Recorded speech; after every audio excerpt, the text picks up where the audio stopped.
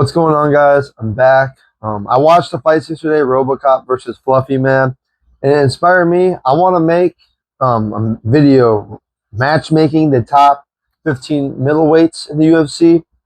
So it was talking so hard for me. I don't know why. I just got back from a tournament yesterday. We got first, number 5 ranked in the world for the Fuji beginner division. Life is good. First and foremost, we're sending Chimaev to 205. I know he said he wants to fight Strickland again for 185 belt, but after the last fight, he literally told Dana he wants to move up to 205. He almost died making weight. Making 185 is so hard; it affects his performance. And like that's always it's his excuse for losing. It's like, brother, I had to cut weight, bro. If that just move up. I know he was supposed to fight Yuri at 205. And he was planning for that, but. Whoa, my cats are fighting. But still, it's like Chimaev. You complain about making weight. You almost died making 185. Just go up to 205. Have a little more food, right? So we don't use this excuse ever again. There's a lot of fun fights from at 205. I really like the idea of getting him versus Costa for the interim 205 belt. The chances of one of them pulling out of that fight are very high.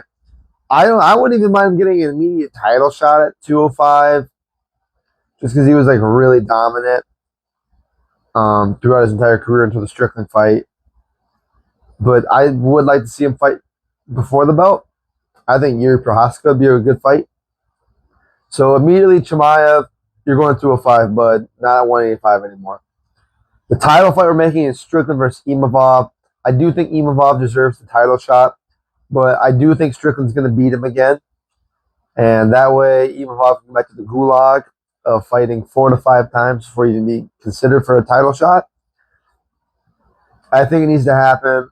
Is it a big fight? No, we don't really care. We all want Strickland. Nobody wants Imavov to win the belt. Nobody. So just make that, get it out the way. You just get it out the way, right? Cool. Next fight, Dricus du Plessis versus Robocop. I thought that was a really good call out yesterday.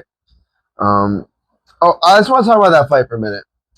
Everyone was cheering for, like, I've never seen someone get cheered more for hugging the fence and going like 3 for 28 on takedowns.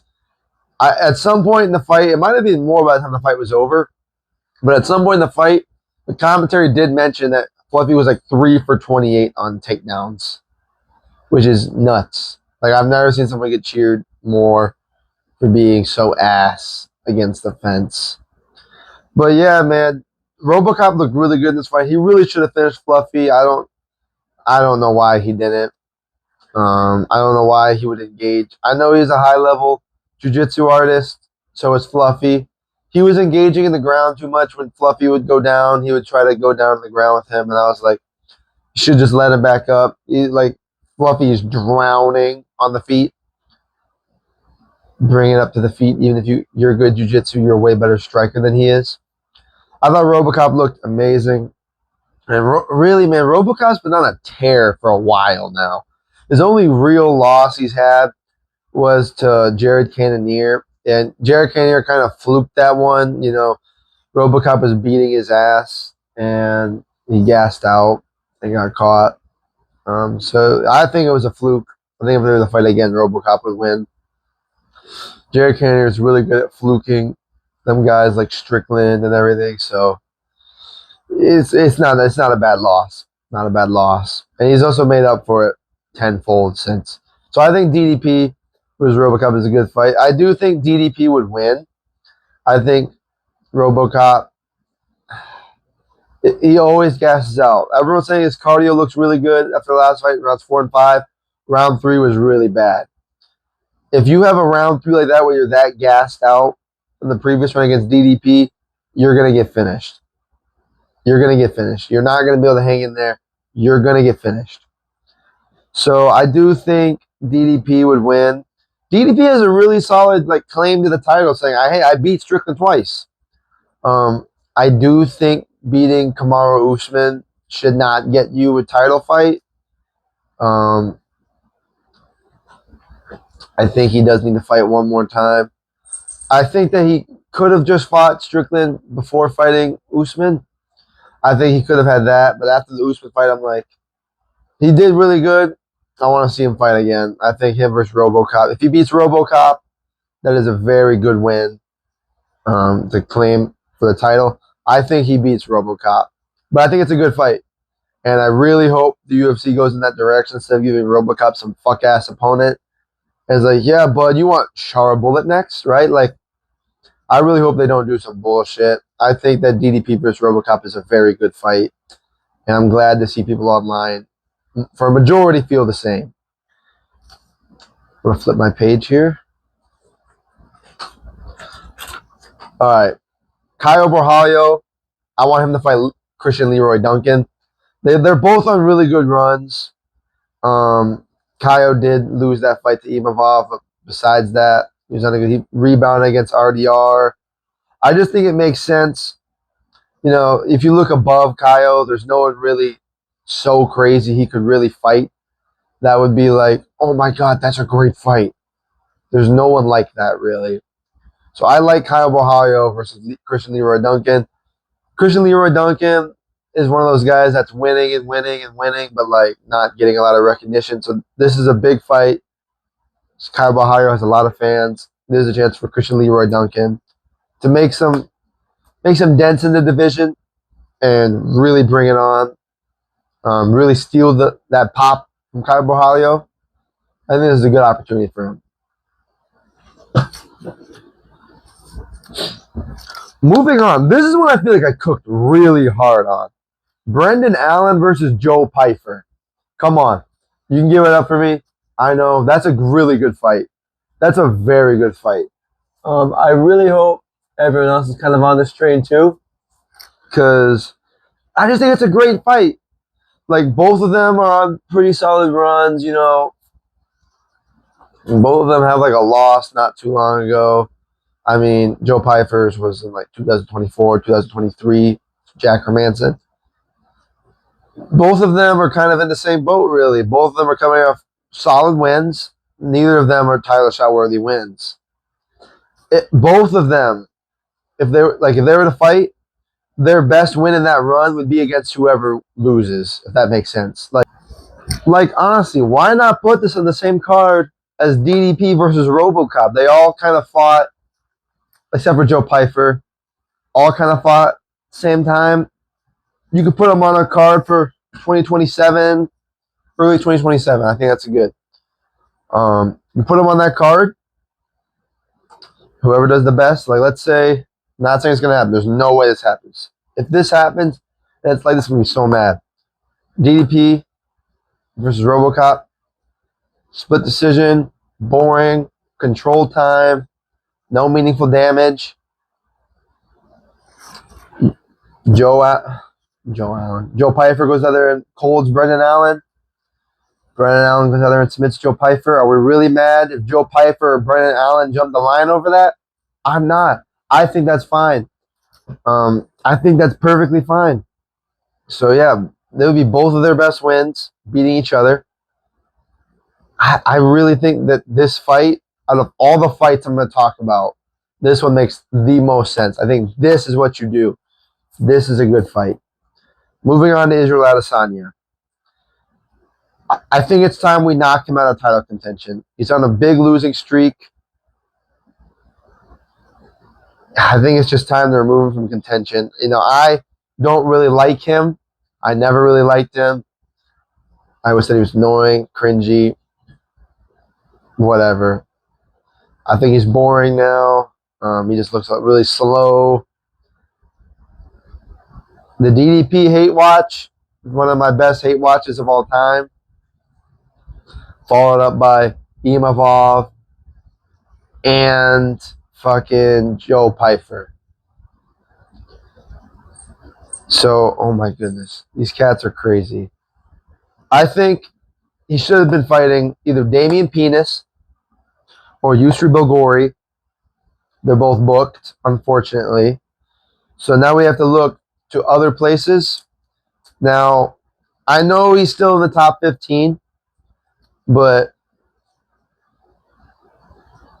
Anderson Silva gave him this chance. It's time for Adesanya to give someone else a similar chance. The names I have: Suzurkayev, Shara Bullet, or Dante Johnson. Dante Johnson, probably the furthest away from it, but why not, right? If it happens, why not? I really do like the Suzurkayev one. I think Suzurkayev is a really hyped up prospect, BMF type guy, will fight anybody. I think would be a really good main event if you want to propel Suzurkayev. I don't think the Shara Bullet one would be bad. You put that on the Abu Dhabi card. That would probably be like the co-main to like a big Abu Dhabi fight night. Like probably Islam Makhachev or somebody defending the belt. I think you put Shara Bullet versus Adesanya on there. But I don't really love Shara Bullet. I would rather Suzurkayev get it, because I think it would make more sense for Shara Bullet to get it. But Suzurkayev, I would like it more because Shara Bullet, I think he's overrated. That'd be a pretty good fight, though.